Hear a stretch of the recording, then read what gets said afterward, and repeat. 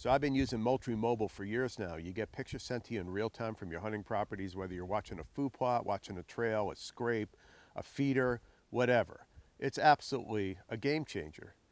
But what if I was to tell you that the photo that you get is not the most valuable piece of Moultrie Mobile? And you're probably thinking to yourself, this guy's nuts. I'm like, that's all I care about. I get a photo, I could see a buck, that's fantastic, and I know there's a buck in the area. That's not the most valuable part. I'm going to explain this to you. Every time a photo is uploaded to the Moultrie Mobile platform, and you get a notification on your phone that you got a picture and you go look at that picture, that's not the only thing that's been uploaded. There's been a bunch of data elements that are uploaded along with that photo. The more you use Moultrie Mobile, the more data you get. And the more data you get, the more you can draw insights and intelligence from that data. It's actually, in the technical world, it's called data mining. And it's where you have lots and lots and lots of data, and you can derive things from that data. For instance, you can tell what camera is getting the most action. You can tell what time of day a particular camera gets the most action. You can also see things like what bucks, like where do I see most of my buck activity based on the moon phase, or what temperature is ideal for hunting this food plot. So I have dozens of these Moultrie Mobile cameras. I've got some Deltas, I've got some 6,000s, some 7,000s. I even got the original ones with the modem attached to a camera via USB cable. So I think I've got 15 of them out. I've uploaded over 20,000 photos to the Moultrie Mobile platform since I started this.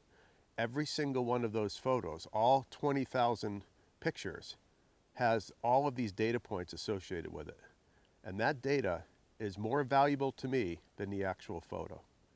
So let me give you some examples. I own a property in Ohio where I run 8 Moultrie Mobile cameras in various food plots. It's almost mid-October and I'll be hunting there next week. I have a mock scrape set up in each plot. So I want to know what camera is seeing the most activity on that mock scrape. I simply go to the Moultrie Mobile app, click on activity, and then filter by my camera, plus month of October. I can check each camera and see what plot is getting the most activity. And in this case, it's my brassica plot, which is getting hammered. Let's try another example.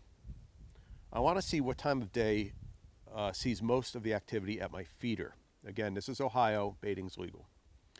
But this time, I want to allow the Moultrie Mobile app to automatically pick out only buck pictures. After a quick calculation, it's obvious that 6 a.m. is where the feeder gets hit the most by bucks. But is that the same for does? After the results are refreshed, it's confirmed that 6 a.m. is the best time to kill a buck at this feeder or a doe at this feeder. 6 a.m. is the time to be there. Let's try one last example. I want to see all the activity for bucks at my New York property for the last 2 years by moon phase.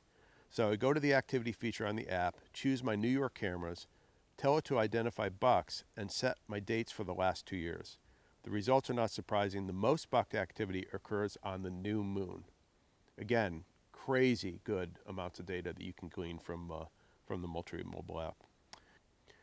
If you want your data to be useful, you have to understand one very important aspect of this, and that is consistency.